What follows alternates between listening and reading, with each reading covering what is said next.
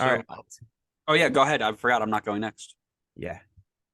My turn. We'll go to South 2. We'll just continue through the South and then we'll move to the East.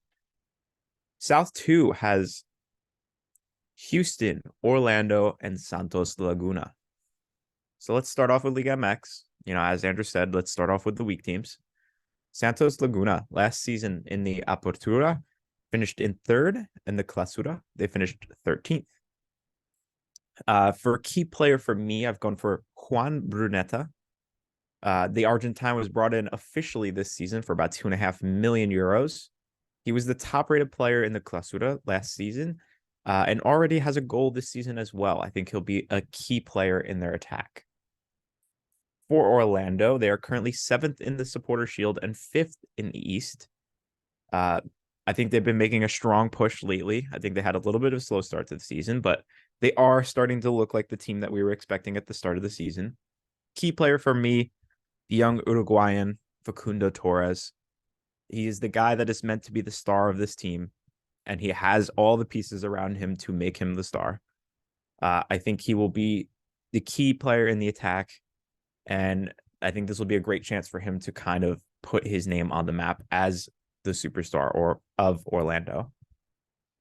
Then lastly, we have Houston, 19th in the Supporter Shield, ninth in the West. I think they had a hot start and have starting to cool down and become the look more like the team that we were expecting at the start of the season.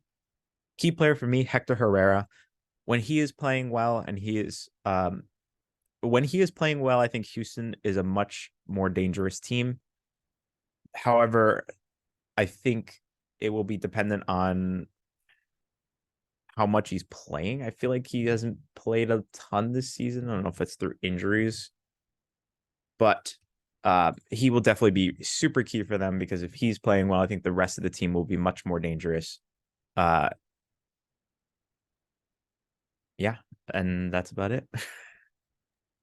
My big worry with Houston is how night and day they are home and away. You've got a team that, I mean, they started off hot, but they're still very good at home at 7-2-2, and away they're 1-8-3, and that middle number is a loss, my friends, not a draw. So they've got one game home, one game away. Lots of travel in this too, by the way.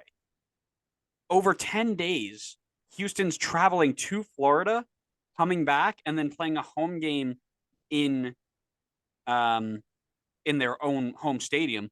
But then you got Santos Laguna who's playing two away games. I don't know, none of these games go over the border, do they? Are they all in the country? That I'm not sure of. Yeah, me either. But that would be kind of tough on the Liga MX side, wouldn't it? Yeah, definitely. But either ways, Orlando is in a bit of a better spot. They've got 5 wins home and away, um, so they can handle that trip. And then you've got Santos Laguna, who in our standings back in Clausura in 13th place. Oh, they don't do the home and away breakdown. That stinks. But anyways, that's kind of my worry is home form is massive in MLS. It always has been. So how will this lots of travel, work? That's kind of always the thing on my mind. But I'd like to know your predictions. I'm actually making a last second change to my predictions here. That's always worked out well. Yes, I definitely will not regret this. But I'm going to go with Orlando first, Santos Laguna second, and Houston in third. Ooh. I am just looking really quick. The away team was. Yeah, I can't find any of this data. That stinks. Um, I believe the way I had it was Orlando in one, Houston at two, and Santos in three. Because there are so few games in there, I think that one home game for Houston is going to really help them out because they usually keep a good clean sheet there, which can help their goal differential. What was your go again? Sorry. Orlando 1, Santos Laguna 2, and Houston 3. Gotcha. I'm just taking notes for edits later. All good.